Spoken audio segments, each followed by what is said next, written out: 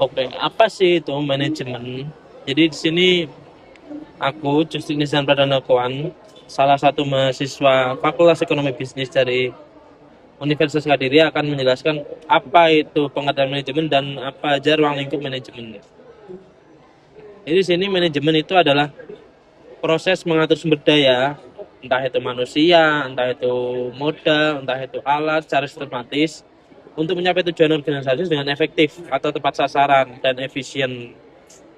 Dan jadi itu tuh kita gunanya manajemen itu buat ngelola itu semua biar efisien, enggak intinya kayak enggak terbuang sia-sia lah hal-hal itu semua.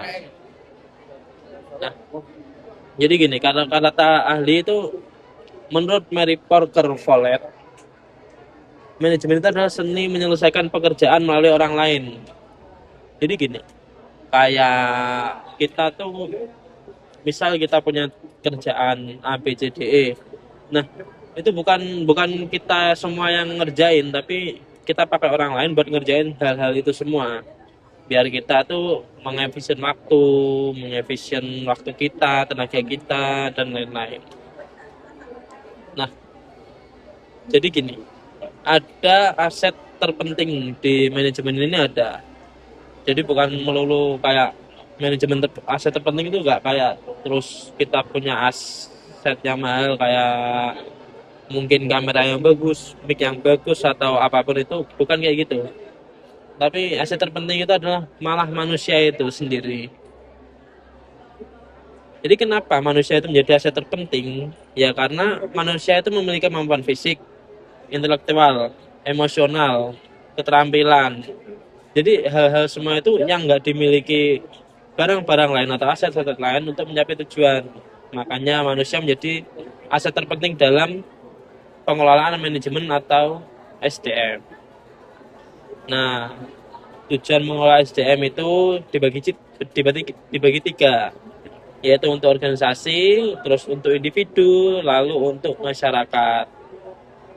Terus ini ada yang namanya empat fungsi manajemen yaitu POHC atau biasa disebut POHC. Yang pertama adalah planning. Jadi kita sebagai manajemen atau di manajemen itu ada namanya planning.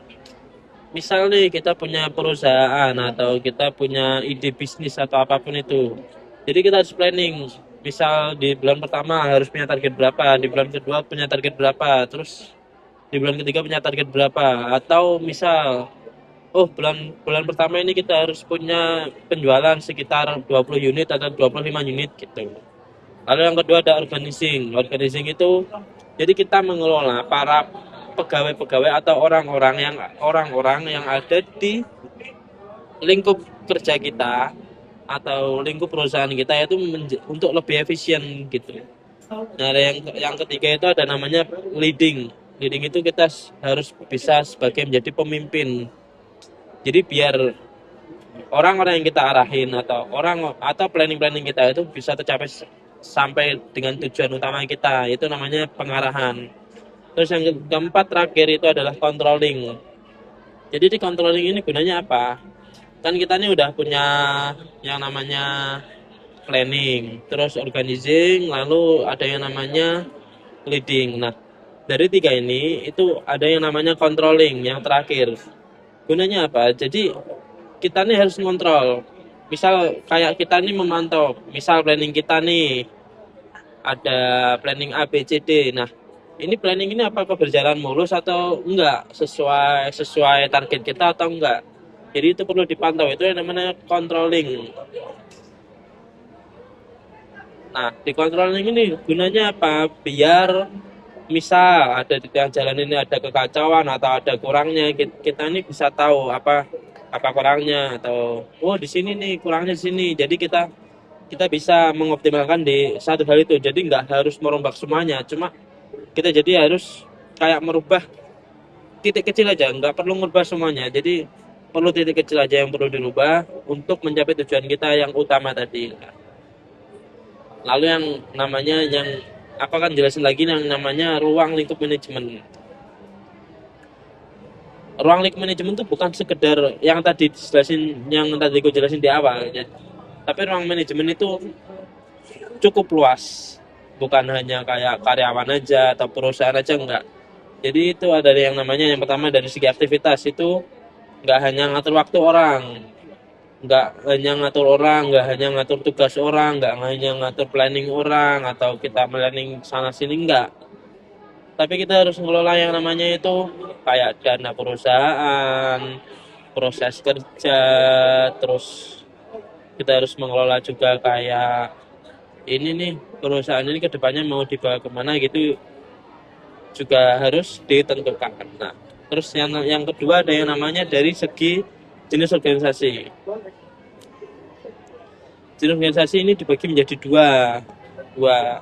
Nah, itu bisa dilalui di bisnis atau cari untung maupun nirlaba seperti yayasan pendidikan sosial, panti asuhan, sekolah ini itu. Nah, terus ada yang namanya dari segi tingkatan level. Ini ruang lingkup manajemen ya.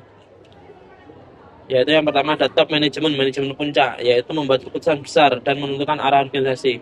Jadi kita nih kayak misal punya organisasi apa deh, organisasi A. Nah, ini nih kita harus jadi orang yang menentukan keputusan atau menentukan arah organisasi ini mau kemana. Apakah mau cari keuntungan atau dijadiin nirlaba aja. Kalau nirlaba jadi dijadikan itu yayasan, bukan ladang bisnis.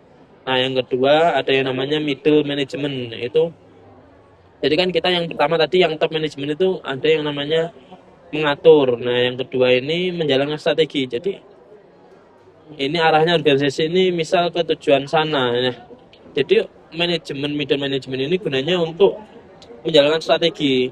Kita harus jalan strategi A, B, C, D buat mencapai tujuan itu. Tuh. Terus yang terakhir ada manajemen bawah atau operasional. Nah, operasional ini buat yang ngejalanin itu semua. Yang pertama kita yang top tadi itu buat mengatur arahnya kemana. Yang kedua buat mengatur strategi untuk menuju tujuan utama usaha kita. Nah, yang ketiga ada operasional atau dia yang operasiin strategi dari middle management tersebut. Nah, kalau fungsi utama manajemen itu terbagi ada manajemen SDM, keuangan, operasi, pemasaran, strategis, dan arah masa depan lewat analisis seperti SWOT atau SWOT. Contoh nih ada studi kasus dari Warung Madura.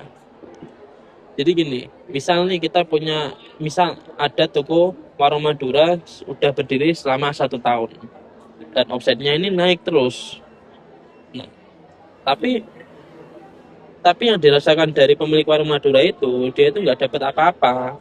Karena apa? Karena pengelolaan di Warung Madura itu masih berantakan, nggak terorganisir, atau intinya acak adul, nggak tertata lah. Nah, karena nggak adanya itu, jadi si pemilik Warung Madura ini nggak dapat apa-apa. Intinya dia cuma pikirannya uang yang masuk lebih banyak daripada uang yang keluar, itu doang. Dan misal nih kita beli, jadi di Warung Madura itu ada teh pucuk. Nah, teh pucuk ini harganya cuma 2.500, misal dari distributor cuma 2.500. Nah, kita jualnya 3.500 ya. Pemikiran orang-orang yang di Warung Madura mungkin cuma seperti itu. Nah, itu yang membuat gagal, atau ini pemilik Warung Maduranya itu nggak dapat apa-apa. Itu yang namanya nggak terorganisir. Nah, itu gunanya itu manajemen. Jadi gini, intinya manajemen itu pada dasarnya adalah tentang menciptakan keteraturan atau keorganisasian, atau biar kita ini teratur, atau SDM yang ada nih bisa diatur. Nah, dengan menyeimbangkan antara organisasi, individu, dan masyarakat. Manajemen menciptakan itu untuk menciptakan produktivitas dan daya saing yang berkelanjutan. Itu sekian penjelasan dari aku. Bila ada kurang lebihnya aku mohon maaf. Dan bila ada yang ditanyakan bisa tanyakan di kolom komentar. Terima kasih. Wassalamualaikum warahmatullahi wabarakatuh.